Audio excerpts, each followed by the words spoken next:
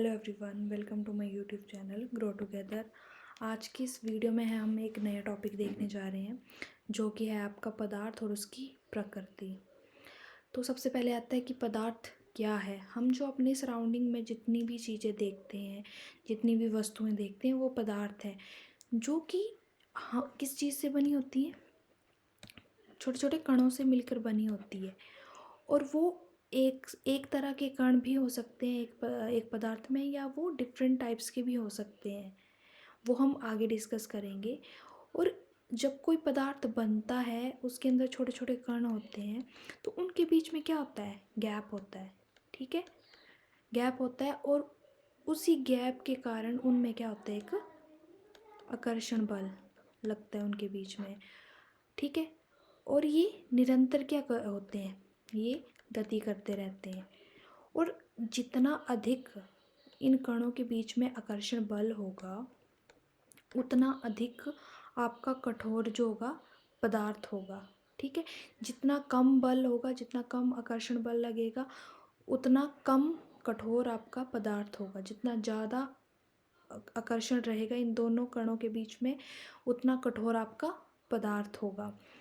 तो इसकी जो डेफिनेशन है, या एक जो वो देख लेते हैं, जो कि है आपका पदार्थ वे सब कुछ जो स्थान घेरता है और जिसका द्रव्यमान है। वो पदार्थ जिसका कुछ ना कुछ वेट होगा, या कुछ ना कुछ क्या होगा उसका, वो स्थान को घेरेगा।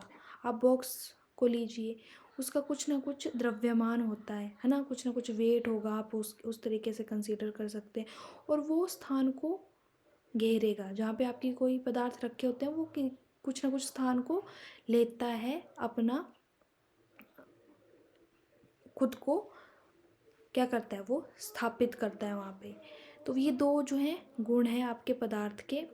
फिर आ जाता है आपके पास तत्व, यौगिक और मिश्रण, एलिमेंट्स, कंपाउंड एंड मिक्सचर। ये काफ़ी इंपॉर्टेंट टॉपिक है। फर्स्ट आ जाता है आपके पास एलिमेंट। ये जो हैं, ये तत्व जो हैं, ये शुद्ध पदार्थ होते हैं जिसमें एक ही तरह के क्या होते हैं, कणों से मिलकर बना होता है। या आप बोल सकते हैं एटम्स। एटम्स क्या होते हैं, छोटे छोटे आपके पास एक कण होते हैं। तो वो एलिमेंट्स क्या हैं, वो एक ही तरह के कणों से मिलकर बना होता है। उसमें डिफरेंट डिफरेंट टाइप्स के एटम्स नहीं होते हैं। और आप देख सकते हैं कि जब आपके पास एक ही तरह के एटम्स होंगे, तो उनको उसको हम विभाजित नहीं कर सकते। जब आपके पास एक ही तरह का क्या है, कोई मटेरियल है, तो उसको आप तोड़ के क्या अलग करोगे, है ना, या उसको तोड़ के आप क्या चीज़ें अलग करोगे। ठीक है, तो ये यही बोल रहा है कि रासायनिक विधियों से और अधिक सरल पदार्थ में विभाजित नहीं किया जा सकता। जैसे कि हाइड्रोजन, ऑक्सीजन, ठीक है, धातुएं आपकी गोल्ड, आपका है आयरन है ना, ये सारे के सारे क्या हैं, एलिमेंट्स हैं। और ये एलिमेंट्स बहुत इम्पोर्टेंट होते हैं। क्यों? क्योंकि हमारी ये डे टू डे लाइफ में इनका बहुत बड़ा रोल है। क्योंकि जैसे ऑक्सीजन है, ऑक्सीजन हम लेते हैं, ह्यूमन बीइंग जो है विदाउट ऑक्सीजन के जीवित नहीं रह सकता। फिर आपका लोहा या सोना, तो ये निर्माण, ठीक है, निर्माण के लिए हम उपयोगी है। तो ये हम क्या है, चारों तरफ से एलिमेंट्स से घिरे हुए हैं जिनका हमारे जीवन में होना बहुत ज़रूरी है।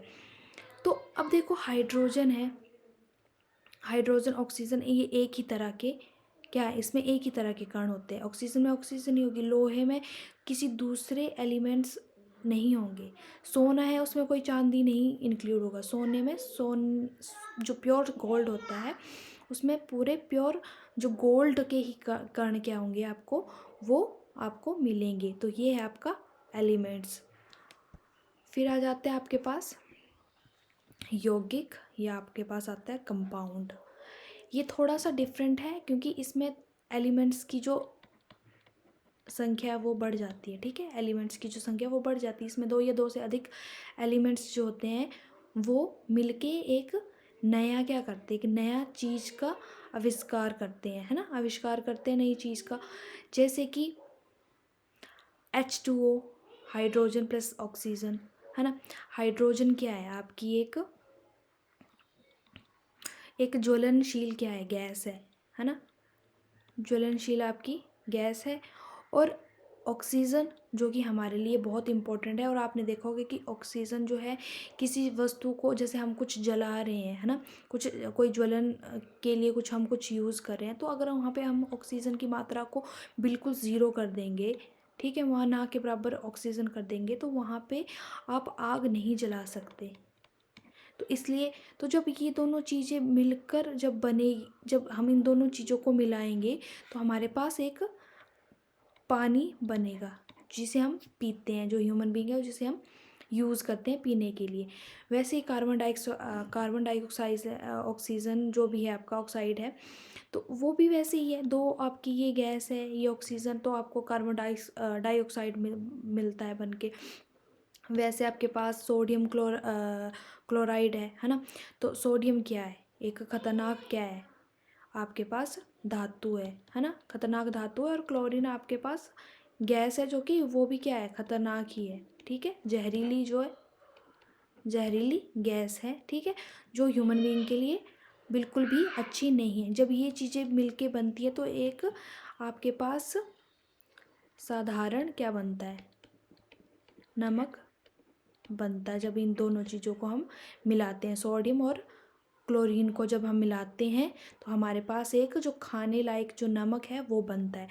तो ये थी आपके पास कंपाउंड्स जो कैसे बनते हैं, दो या दो से अधिक एलिमेंट्स मिलके जो एक नई चीज़ का निर्माण करते हैं, उन्हें हम कंपाउंड कहते हैं।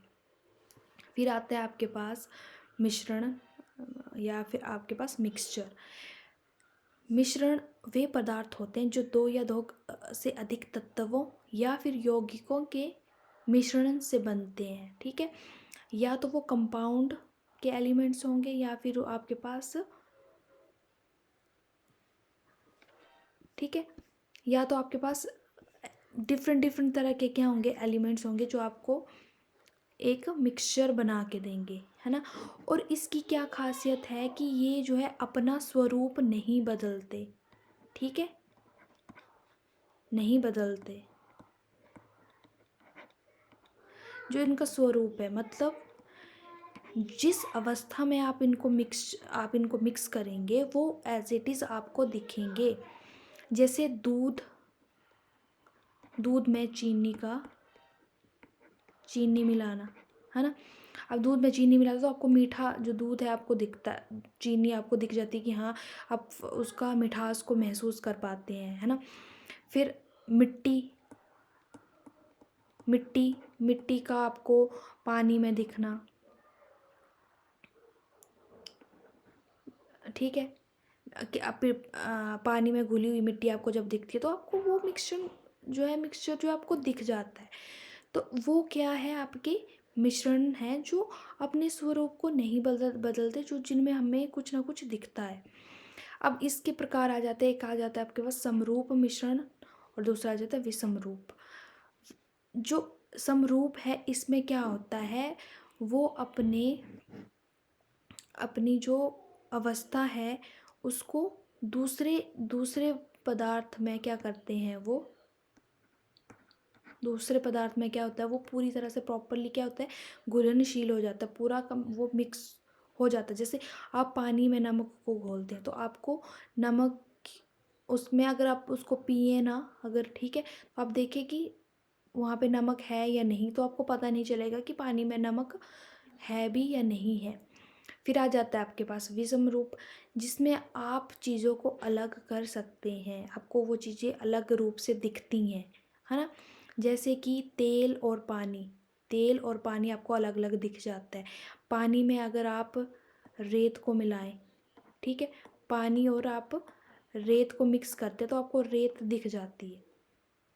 तो ये क्या है, विषम रूप मिक्सचर, या आपको मिश्रण बोल सकते हैं, ठीक है। फिर एक अगला टॉपिक क्या है, पदार्थ के भौतिक अवस्थाएं। तीन अवस्थाएं होती हैं। ठोस मैंने आपको बताया, जो जिसका आकार होता है, आयतन होता है, जो वस्तु जिसको आप छू सकते हो और साथ में साथ उनका कुछ ना कुछ आकार होता है। आपके पास बॉक्स, पेन, चेयर, टेबल, सब, लैपटॉप, कुछ भी, आप फ़ोन, ये क्या है, ठोस वस्तुएं हैं, है ना, जिसका कुछ ना कुछ आयतन है, आकार है। और इनके कण आपस में बहुत आकर्षित, एक दूसरे को आकर्षित, बहुत ज़्यादा आकर्षित करते हैं। जैसे बर्फ़, लकड़ी, लोहा, ये इसके एग्जाम्पल है। फिर आता है लिक्विड, जिसका एक आयतन होगा, ठीक है, वो कुछ ना कुछ मतलब स्थान को घेरते हैं, ठीक है, बट उनका आकार नहीं होता, ठीक है। अब जैसे पानी, पानी को अगर आप रखते हो तो वो कुछ ना कुछ स्थान तो लेता है, बट उसका कोई आकार नहीं होता, क्योंकि वो जिसको आप अगर एक बोतल में रखते हो तो वो बोतल का आकार ले लेता है।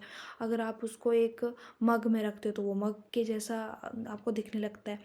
तो वो उसका कोई आकार नहीं होता। उसको हम जैसे जल, दूध, ये आते हैं आपके लिक्विड में। फिर आ जाते हैं आपके गैसीय, जो भी गैस आपको दिखती है, दिखती नहीं, आप उसको अपने सराउंडिंग उसको महसूस कर सकते हो। ना तो वो निश्चित आयतन होता है, ना ही उनका कोई आकार, ना वो स्थान घेरती हैं और ना ही उनका कोई आकार होता है।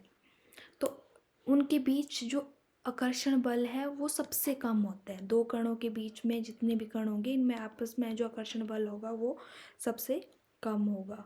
तो ये आ जाते हैं आपके पास गैस। जैसे द्रव, जो भी है आपके वाष्पीकरण, द्रव से गैस बनता है, ठीक है।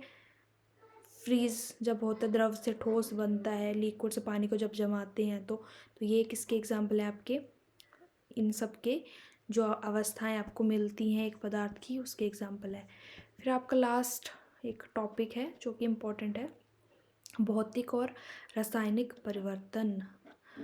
भौतिक परिवर्तन वो होते हैं जो अपना अवस्था या रूप में बदलाव करते हैं, बट वो परिवर्तन पलटा जा सकता है, मतलब वो परमानेंट आपका चेंज नहीं होता, ठीक है। परमानेंट आपका परमानेंट चेंज नहीं है वो, ठीक है। जैसे आपका बर्फ़ का पानी बनना, आप फिर से उसको बर्फ़ बना सकते, चेंजेस हो रहे हैं, बट ये परमानेंट नहीं है। कांच का टुकड़ा, है ना, ये सारे के सारे क्या हैं, फिजिकल चेंज है। फिर आ जाता है आपके पास केमिकल चेंज, जो परमानेंट चेंजेस करते हैं किसी एक प्रोडक्ट से दूसरे प्रोडक्ट, या किसी एक पदार्थ से दूसरे पदार्थ में। जिससे पदार्थ की रासायनिक संरचना बदल जाती है, नया पदार्थ बनता है। ये परिवर्तन स्थायी होता है, जो कि दोबारा से पलटा नहीं जा सकता। जैसे आपने कागज़ को जला दिया, ठीक है, जैसे, तो वो फिर से कागज़ थोड़ी नहीं बनेगा। तो लोहे में जंग लगना, तो वो भी क्या है, लोहे को जंग लग गया तो उसको भी बदला ना नहीं जा सकता, उसको भी प्रॉपर आप फिर से वैसी की वैसी चीज़ में आप कन्वर्ट नहीं कर सकते। तो ये था आज की वीडियो में, काफ़ी इम्पोर्टेंट टॉपिक जो थे वो मैंने डिस्कस किए हैं। होप सो आपको ये वीडियो आपको पसंद आई, और मुझे नेक्स्ट वीडियो के लिए कुछ और टॉपिक देखने हैं जो कि आपके एग्ज़ाम पॉइंट ऑफ व्यू से इम्पोर्टेंट है। तो आप प्लीज़ इसी तरह मेरी वीडियो को शेयर करते रहिए और लाइक करते रहिए। मिलते हैं नेक्स्ट वीडियो में। Thank you.